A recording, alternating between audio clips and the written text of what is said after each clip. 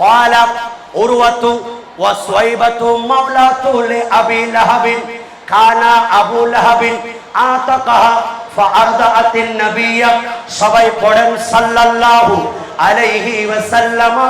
ফালাম্মা মাতা আবু লাহাবিন বুরিয়াহু বাদু আহলিহি বিশাররি হিবাতিন ক্বালা লাহু মাযা লাকিতা ইয়া আবা লাহাব ক্বালা লাম আলকা বাদাকুম গায়রা আন্নী সুকিতু বিহাদিহি বিআতাকাতি সুয়াইবাতা।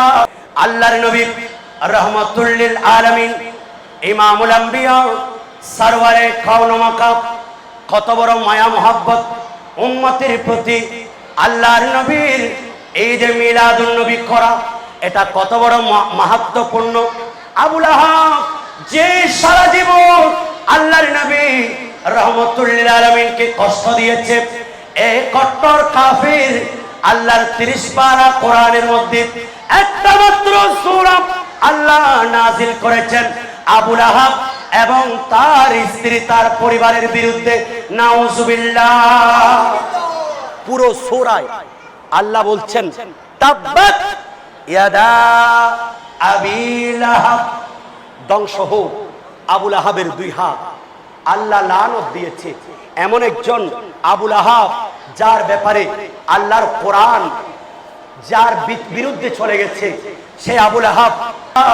আবু লাহাব যখন সারা জীবন আল্লাহর নবীর বিরুদ্ধে ছিল, আবু লাহাব যখন বসে আছে, এমন সময় সুয়াইবা যে আল্লাহর নবীকে দুধ পান করিয়েছেন, নবীজিকে দুধ পান করিয়েছেন, এই সুয়াইবা এসে আবু লাহাবকে বলল, এ আবু লাহাব, তোমার ওই মৃত আব্দুল্লাহ তোমার ভাই, তার ঘরের মধ্যে একজন সন্তান, পুত্র সন্তান জন্মগ্রহণ করেছে।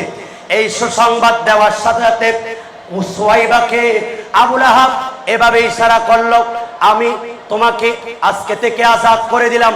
ইমাম সুহাইলি বলছেন আন্নাল আযাবা ইউখাফফিফু আনহু ফি ইয়াউমিল ইতনাইনি, তার আযাবটা কমে যায় প্রতি সোমবার।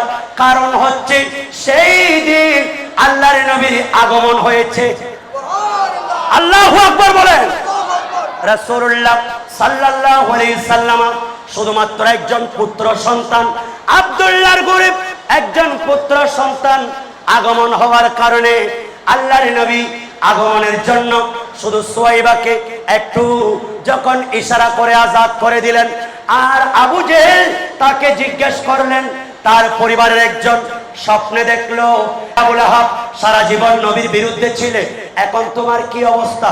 বলেন, আমি তোমার কাছ থেকে আসার পর আমার একটা দিনও ভালো নাই, তবে আমি প্রতি সোমবার যখন আসেন আমি এই আঙ্গুলগুলি দিয়ে আল্লাহর রহমত পাই, আল্লাহর নিয়ামত পাই, জান্নাতি মধু পাই। সেই মধুগুলি আমি চুষে চুষে আমার বাকি 6 দিনের আযাবগুলি আমি ভুলে যেতে থাকি। সুবহানাল্লাহ।